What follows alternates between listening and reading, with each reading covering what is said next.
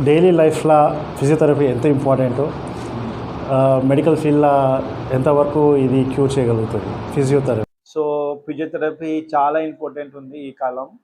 From భూమి నుంచి ఎట్లనా చిల్లలు బయటకు వస్తున్నాం అనుకో, ఇప్పుడు నుంచి టిల్ ఇండ్ వరకు. సో ఫిజియోథెరపీ చాలా అవసరం ఉంటుంది. ఎట్లా అంటే చెప్పాలంటే, ఇప్పుడు చిన్న నుంచి పిల్లలు పెట్టినాం అనుకుంటే ఫస్ట్ మసాజ్ చేస్తారు. చిన్నప్పుడు మనం మదర్ కూడా వేబ్లో పెట్టుకొని మసాజ్ చేస్తారు. Nothing but physiotherapy only.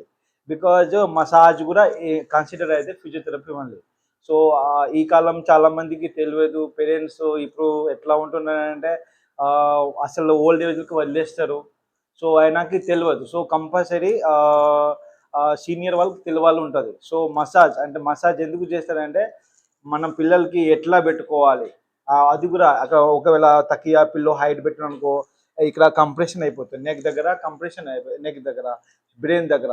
So brain baby brains ఎట్లా ఉంటుందంటే ఒకటి దహి లాగా ఉంటుంది ఇనిషియల్ చాలా ఫేజ్లో.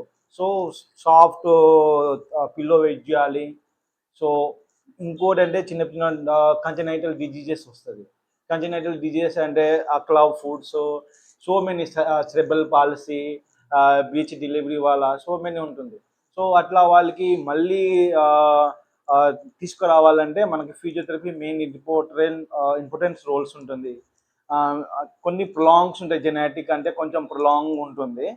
సో ఇంకోటి మధ్యలో ఏజ్ వచ్చింది అనుకుంటే, మధ్యలో ఏజ్ అనుకో, ఇప్పుడు చాలామంది అనుకో వర్క్ ఇప్పుడు సాఫ్ట్వేర్ ఎక్కువ పెరిగింది.